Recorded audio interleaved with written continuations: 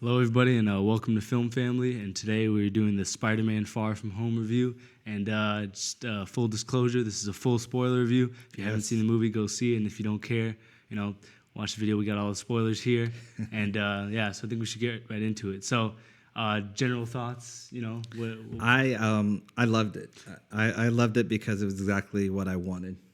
Yeah, this is I actually like this movie more than Spider-Man: Homecoming. I think. Ooh, I like that. I can't definitively say it, but for me, like if the first viewing was as positive as I had with this movie, I would say it's above. And something I think is cool about this movie is that it doesn't take place in New York. I was reading somewhere that first Spider-Man to take place out of New York, besides Spider-Man: Homecoming, because that had Washington D.C. But which I thought was actually super interesting because that is interesting. Spider-Man's such a New York figure and New York icon. Yeah, I thought the idea of Europe in this movie was really interesting. Jake Gyllenhaal was great, and there's so many elements, so I think we're just going to try to talk about them individually. Yes. And I think first I'm just going to list off some of the things I didn't like, just so I can get those out the way, because it's definitely less than those. One of the things that I could say about this movie is that I think it had a few too many jokes. I know Marvel does jokes, and I think Marvel humor is generally very good. But I do think there's a couple times where it seems like something could be more interesting, whether it be dramatically or something with tension, but they undercut it with a joke. And sometimes, like with the movie like Thor Ragnarok, where it's basically just a comedy movie, I don't think that's always a big deal, even though sometimes that's bad too. But in a movie like this, I wish they just cut out a couple of the jokes, and I think some of them drag on a little too long. However, there's a lot of funny jokes, and this is actually one of the funnier MCU movies. And I do think John Watts does such a good job at having this like teenage humor. It's a little modern, but it feels that everybody can laugh at it. And I think one of the funniest jokes in this movie, at least to me, is the Night Monkey. How everybody thought he was Night Monkey, and then how Ned and Betsy, I believe, had their relationship. I thought that was a pretty funny name. Or it's Betty. Betty. Yeah. So I thought that was my one thing. And then the one other thing, I think this movie could have used one or two more scenes of character development for Spider-Man. As usual, I see people debating about this movie online, pretty fiercely. People still think, he's not a good Spider-Man because of the whole Iron Boy, thing. They feel like he's kind of, he's an underling, and they don't let him kind of be his own figure, which I do see as a valid criticism. I wish he was a little more independent in this movie of Iron Man's identity, but I think you can't really criticize that because in this world, if anybody else who is working in something as big as the MCU with figures that are both celebrities in real life, but also celebrities in that world like Tony Stark, it makes sense for them to address him so much, especially because he means a lot to Peter Parker. So for me, that wasn't a big deal, but I do wish they could have went with him being kind of his own thing, his independent a little more. But I do think they did a good job with his character in this movie. Yeah. Well, didn't he start? He started in Homecoming. Didn't he start like basically doing the superhero Spider-Man thing because of the Avengers and stuff like that? Yeah, he's kind of like a fan. He's young. One of the things about the 1960s comics and Amazing Spider-Man #1, he goes to the Fantastic Four and asks if he can join. They say no. And that's something that actually John Watts referenced in one of his interviews, was that he thought that was interesting to see Spider-Man in a world, with all these kind of other big figures and superheroes. And another thing about this movie for me is that, when you have 5 other Spider-Man movies with the Amazing Spider-Man movies in the same Raimi trilogy, and they've done such a classical interpretation, you can't do the same thing again, or it's going to come off as super boring and stale. So for them to do a kind of reinvention of a lot of the aspects of the Spider-Man mythos, that's the only way for me that this movie would work. And when they do, those reinventions, I think it does work very well. Yeah, I mean, I like the idea that he has like the weight of the world on his shoulders, and he has this big icon like Tony Stark to live up to and fill the shoes of, and it's a lot of pressure and it's a lot of weight, and it's something that he doesn't feel he can do. Yeah, basically. And there was for me, like I said, one of my problems, I think there were maybe too many times where they were like, oh, I can never be Mr. Stark, or you're never going to live up to Iron Man. And that I don't think should be the full focal point of his character, but I do think it's something that in the next movie, which is obviously going to be something crazy after the after credit scene, I think it's going to be him fully kind of growing into his own skin, realizing like, I don't need to be Iron Man because I'm not Iron Man. And even Happy says it, like Tony was flawed too. Yeah. I mean, he created Ultron. So it's kind of Peter stepping into his own identity. And I think this movie's a good bridge point between the first movie and whatever the third movie is going to be for his identity to kind of become full-fledged Spider-Man as kind of we know and love. Yeah, I like that he was hesitant because I think that show, and I was going to agree with you, but then he gave up the glasses so quickly. It made sense to me. Like he didn't want the responsibility. It's like, okay, you're good enough for Tony, to fill in the role of Tony Stark because I can't do it. Well, let's not forget too, in Spider-Man 2, like the most acclaimed Spider-Man movie, he stops being Spider-Man and he sees criminals on the street and lets them go because he just doesn't want to always be Spider-Man. Yeah. That's the whole appeal of Spider-Man, is that he's a regular guy who just has this heroic spirit and should be doing the right thing, but sometimes he makes human choices, and human choices are often flawed choices. So that was something that was super interesting in this movie. He tells, even Aunt May, I just want to go on a trip with my friends and just hang out. But unfortunately, there's responsibilities that you have to do, especially if you're Spider-Man. And I think that's something that always made Spider-Man so charismatic and likable. And, like Tom Holland in this movie, just as good as ever. Yeah. I really did like him. The one other thing, last kind of criticism I'll say, is that with his arc of because in the last movie, Homecoming, I felt that his arc was kind of becoming a superhero altogether. Even if he had been Spider-Man, it was actually becoming Spider-Man. But in this movie, it was more accepting himself as Spider-Man.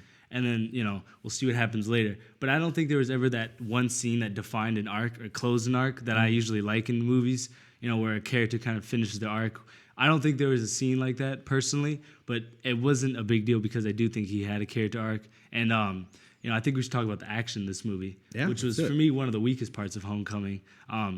Action in this movie was fantastic. And I was talking to some people, and if you told me, like, to my face, Spider-Man's going to fight some drones in a movie, I'd say, that sounds, like, terrible. That's not going to be entertaining. It sounds really dumb. They make it so entertaining. And even the way they shoot in this movie with longer shots, they'll have, like, panning shots or, circular shots following him, webbing things up and, saving civilians. So much better than Homecoming, just so good in general. And I think, just like the creative ways they use some of the action in this movie, it's not just punch bad guys like it, always is. That was, for me, one of the biggest appeals of the action. Yeah, I totally agree. I think the action was incredible in terms of for a Spider-Man movie, and I think it was really well done. Like, one of my always criticisms of Spider-Man movies is when it kind of looks animated, like the CGI just doesn't look complete. And I was looking with a fine-tooth comb. Maybe I missed something, but it was really well done. Really I don't remember a spot where I was like, okay, that looks a little fake. And another thing is his swing in this movie. If opinions are going to be opinions, but for me, I think you'd be hard pressed to find somebody who disagrees that this is the best Spider-Man movie in terms of how well he swings. It looks so much more fluid than the Raimi movies.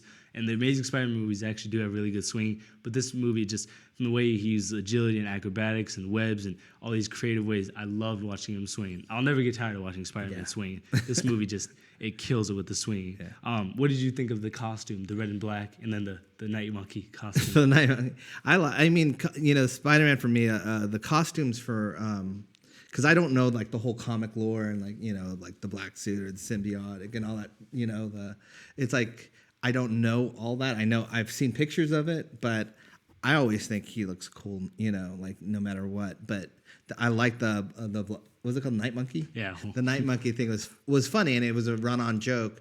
But I don't know. I mean, this whole movie, the costumes in general. Yeah. I mean, even Mysterio. I was wishing he did go back to the red and blue, because for me, like, Spider-Man, he can have alternate costumes, but in the final act of the movie, he always has to be wearing the classic. It was a little disappointing, but I did like the red and black suit. But I hope maybe he'll get an updated red and blue in the next movie, which I'd be fine with. And then, so I think now we should move on to Mysterio. Yes. Who was, I gotta say, somebody who, I know Jake Gyllenhaal's a great actor, obviously, but I was really worried that it was either going to be super lame or just super, like, forced to be cool and then become even more lame. They pulled it off. And not only that, I knew Mysterio was a villain, and I actually am a pretty big fan of Mysterio. But walking in this movie, I knew that they were kind of going to do this reversal. But when I was about 45 minutes in the movie, or whenever he kind of betrays him, I was like, wait, I'm starting to think he's a good guy, especially when he said the thing about his family on his world. I knew he was always going to be a villain, but I thought it was going to be like a sympathetic type of villain,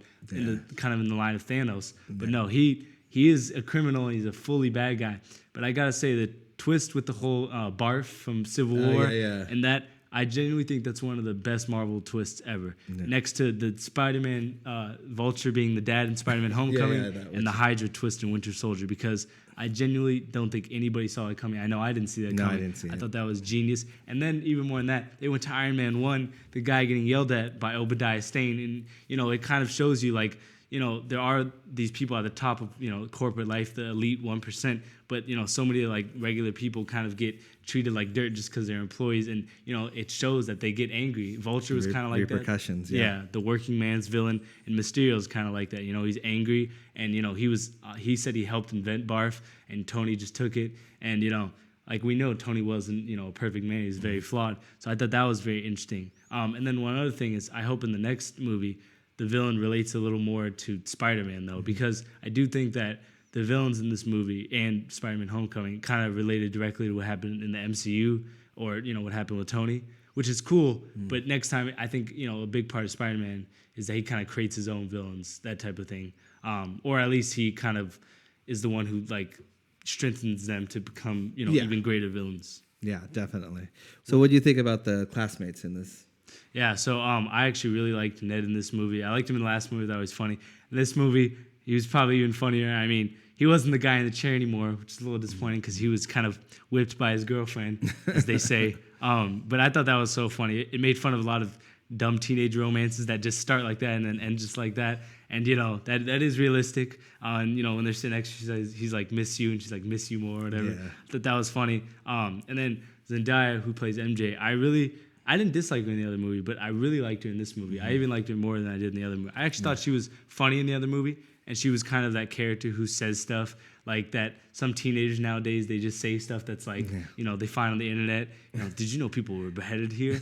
But she was actually really funny and likable, and I like their relationship. I like, again, that it's not like, unrealistic. They just fall in love or they just kiss. Like, they don't even know how to kiss yet. They're awkward when they talk to each other. It's an authentic look at teenagers, and that's something I've always loved about Spider-Man, is that he's not as cool as Batman or as, heroic as Superman, but he's the guy who, like, he knows what other people act like and think like. That's why I was like Spider-Man. And I think, too, that going back to Mysterio, I think that sequence, we should talk about that because we didn't even talk about that. Which one? The dream hallucination sequence. Oh, yeah. Guys, let's say this right now. That was one of the probably top 5 or 10 best scenes in the MCU, straight up. That was so brilliantly done. Like you said, the VFX in that scene were off the charts. The whole, just the dream sequence, Iron Man coming out the grave, all the Spider-Mans beating up one Spider. That was a truly genius scene. Even if you hate this movie, which obviously people do, please tell me you didn't like that scene, because, I really think you're going to find somebody, it's going to be hard to find somebody who didn't like that, because I thought that was so enjoyable, but also so creative and clever to have that scene go on. Even when Nick Fury shot him and, it's over, nope, and he, the train hits Spider-Man. And Spider-Man, he loses a lot in this movie before he can win. And I thought that was something that's always important for Spider-Man. He doesn't succeed right away, but he learns from his mistakes. And that was something that I actually really liked. And that sequence, by far my favorite sequence in the movie. And a close second, I think, would be when he turns off his eyes and he closes his eyes and he uses the spider sense and he just destroys all the drones. Yeah, and then, really he cool. detects him even with the gun. Yeah.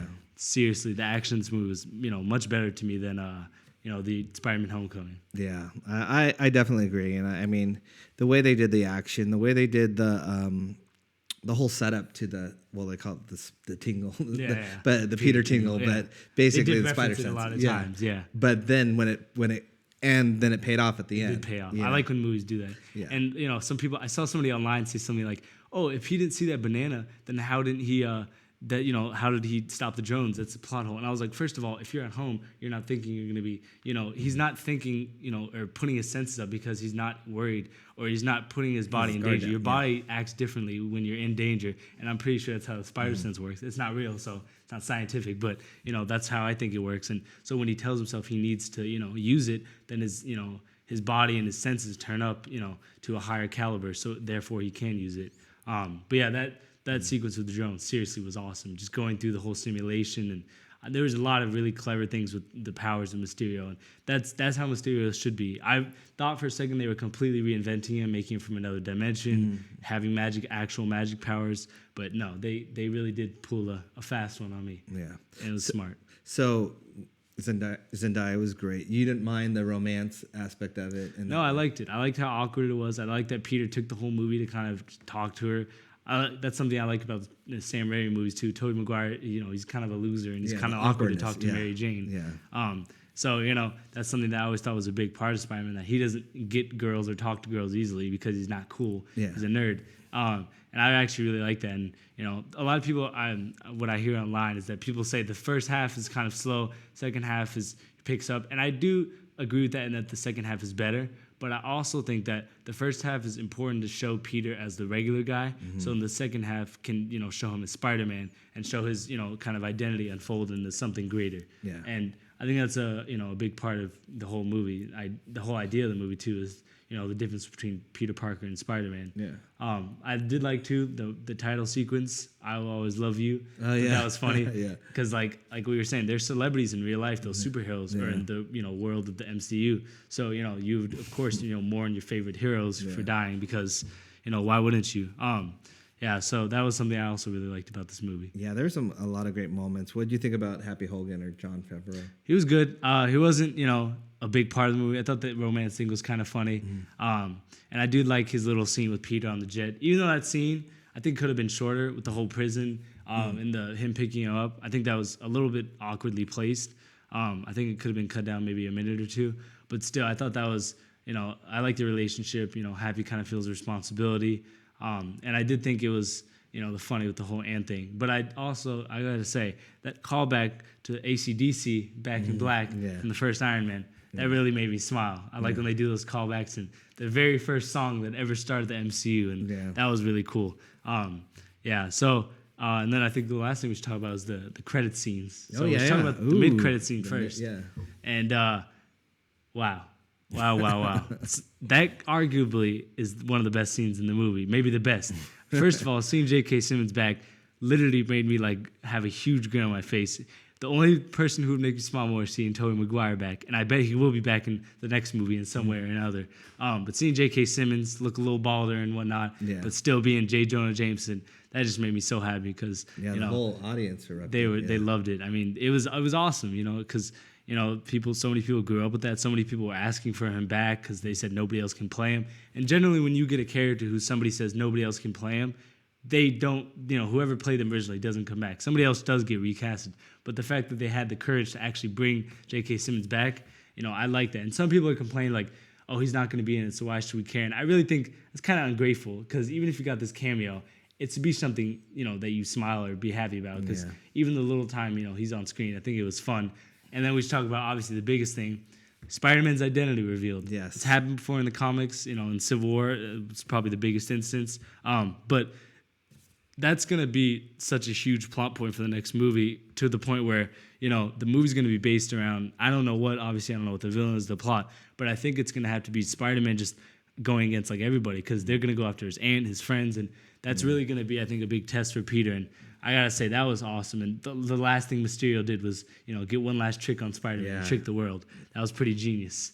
I really did like that. So you think that's definitely going to shape the way things, just because Spider-Man, he had his identity, and it's basically now he was just getting to the point where he had told he had told MJ, hey, look, I'm Spider-Man, and now the whole world knows. Yeah, I mean, and then the other thing I think is that with that whole situation, I think he's going to need to kind of reinvent either when that movie's over, he'll need to reinvent his identity, or he'll need to fool somebody, like have maybe one of the Skrulls dress up Spider-Man and be like, I'm Peter Parker, whatever it is. But I do hope they don't like discard that or play it off as a joke, like some of the plot points from other MCU movies. Sometimes I want them to make that the focal point of that movie. And then we talk about the last end credit scene, which some people really didn't like, and I can see that at first. I didn't dislike it, but I was a little like, I don't know how to feel about that. But then I thought about it, and I don't think that's the biggest deal. Nick Fury usually knows what he's talking about, and if it got dangerous enough, I feel that he would have came in.